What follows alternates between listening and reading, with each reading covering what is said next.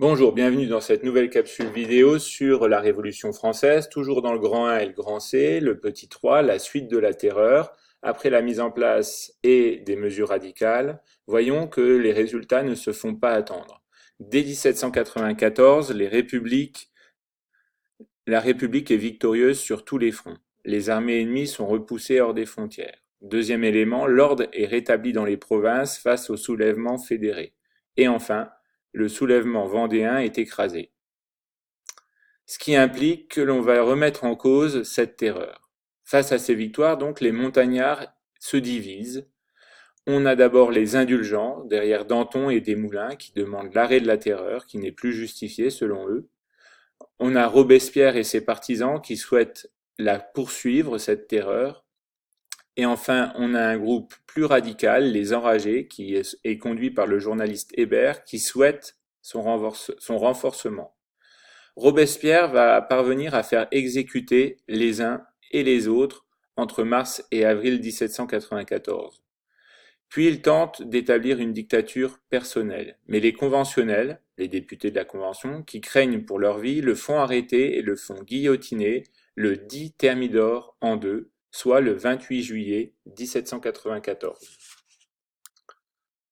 Enchaînons avec le grand 2, la construction d'un ordre politique stable. D'abord avec l'échec de la République modérée et bourgeoise de 1794 à 1789. Et petit 1, après la chute de Robespierre que l'on vient de voir, la Convention est dominée par les députés modérés. Ils mettent fin à la terreur et ils votent une nouvelle constitution qui donne naissance à un nouveau régime républicain, le Directoire, qui va se dérouler de 1795 à 1799.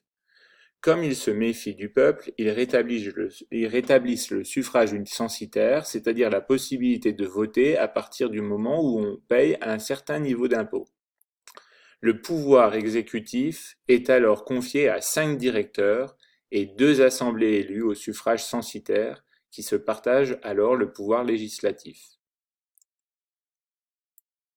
Grand 2, toujours la construction d'un ordre politique, toujours dans le A. Petit 2, les difficultés du directoire. Pardon.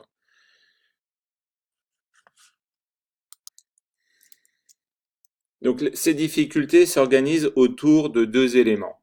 D'abord, les inégalités sociales se renforcent. La plus grande richesse des élites côtoie la plus grande misère. La population souffre de la hausse des prix et de l'insécurité, c'est le second élément. Dans les villes, la misère grandit. Enfin, les fournisseurs aux armées et les directeurs bâtissent de grandes fortunes. Deuxième élément qui explique les difficultés du directoire, c'est que des oppositions apparaissent.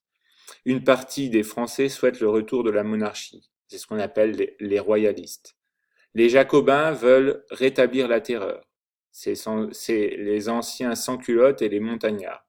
Qu'est-ce que les Jacobins? C'est un nom donné aux membres du club des Jacobins, puis aux nostalgiques de la République de 1793. Enfin, le Directoire réprime violemment les uns et les autres pour se maintenir.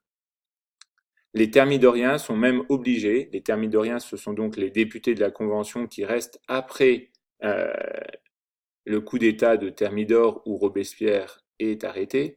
Donc les Thermidoriens annulent les élections quand elles leur sont défavorables et s'appuient le plus souvent sur l'armée qui voit son rôle politique grandir dans le pays.